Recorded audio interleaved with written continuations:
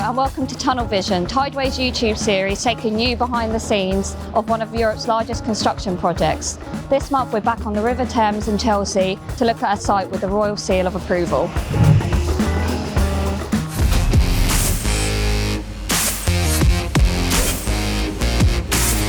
Hi, my name is LINNEY and I'm Public Affairs Lead for Tideway. My role involves informing key stakeholders about the progress of the project.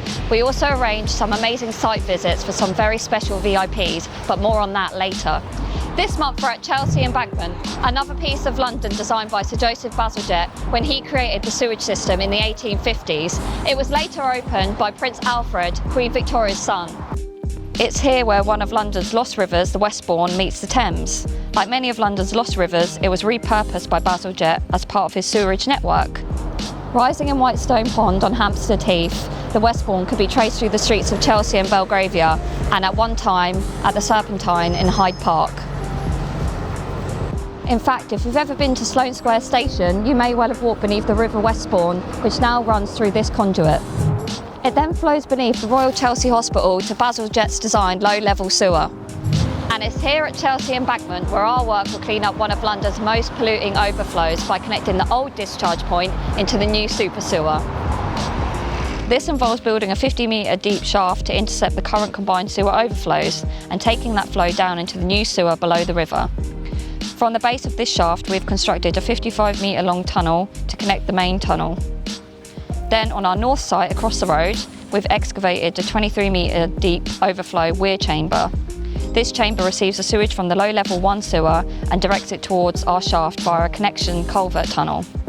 Echoing Bazalgette's legacy, we will be creating new areas of public land in the River Thames for Londoners to enjoy, including residents here at the Royal Chelsea Hospital, also home of the Chelsea Flower Show.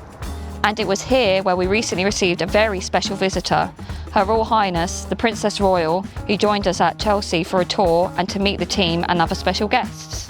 The Princess has been a frequent visitor to the project and has expressed her own deep interest in engineering. Not only did Her Royal Highness venture to the connection tunnel below, she had an important duty to perform, fixing in the final bolt into the last penstock to be fitted at Chelsea Embankment. Back above ground, the Princess was introduced to people on the Tideway project who had volunteered in various ways during the pandemic, including myself. Let's hear from a member of the team who had the honour of escorting our guests below ground and explaining the work here on site. This morning we had the opportunity to show Princess Anne the overweir chamber, which is the second pile box that intercepts the low-level 1 sewer. Then we went down into the connection culvert tunnel, where she could observe our teams installing the waterproofing membrane. And then we walk along the tunnel to the intersection chamber where she put the last bolt of the first penstock frame of a central for Tideway. Brilliant. I think everyone was very proud to be able to show Princess Anne and other people the good work we've been doing here over the last few years. Now let's hear from Jordan Newell, Public Affairs Manager at Tideway, on what goes into making a visit like this possible. Well, we've been incredibly pleased to have the Princess here today. She always takes a keen interest in what we're doing.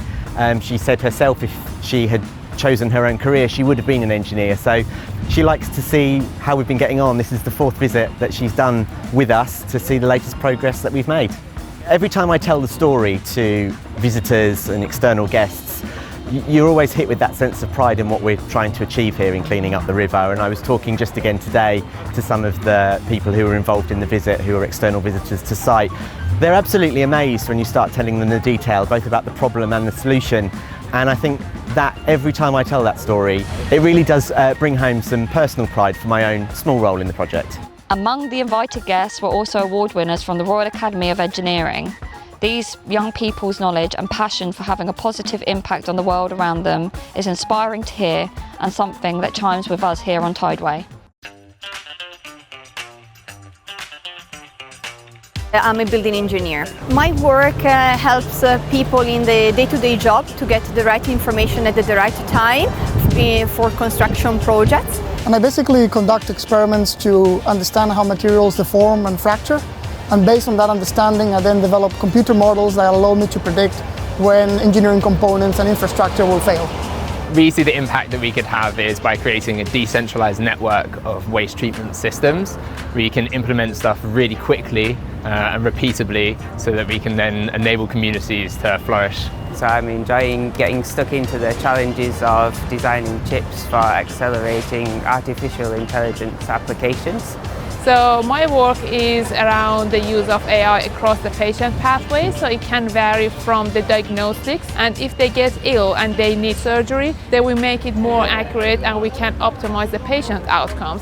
So my advice for young people that would like to start a career in engineering is really to not underestimate the impact that they can have. It is a lot of fun, as I said, so I do strongly recommend to pursue a degree and a career in engineering. I would definitely say that you can use your creativity and develop new analytical skills to actually solve some real global challenges so that we can create a sustainable future. Well, I really enjoy getting up and going to work, and every day is a different challenge, so I think it's a really good thing to pursue. I'm a female, I'm from minority background, and I'm working at the interface of two different male-dominated disciplines.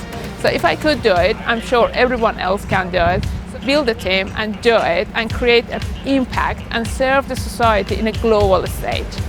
As we look across to the site, it's hard to imagine the scale of what's happening beneath our feet to clean up London's river.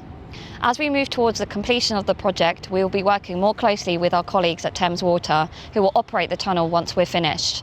Now let's hear from the CEOs to find out more. Well, I think it's been great. I mean, I'm nearly into Thames, 10 months into Thames so far, and just the welcoming nature of our ability to work together. It's been great to see the integration team actively working together, and as you say, now's the point at which we sort of have had to do our own bits, and now we really need to work together. And seeing the penstock today and all the operational assets that you're building for us, it just brings it all to life, how important that kind of collaborative working is going to be over the next 24 months. Yes. Chairman Neville and I attended your board meeting last week, and that was another chance to talk about what's coming, and I think that seemed to go down quite well. Yeah, it was really, really well received. We've got some people who've been involved on the project for a bit longer, but we've got some new board members.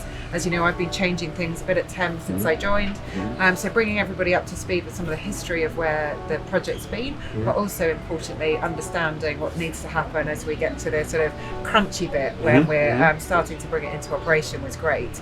The other thing which was great is a good backdrop, because I've just appointed a new executive at Thames who's going to come in and help really kind of be much more present, much more available to you as we start to kind of work together over the next 2 years. So it sort of feels like we're starting to knit together really well, and today was a great way of celebrating. Yeah, it was. Well, thank you for coming. Absolute pleasure. We've agreed we're going to meet every month from now on. Yeah, we'll be sick of the sight of each other by the time it opens, hopefully. Hopefully, yeah. And then we can all go into something else.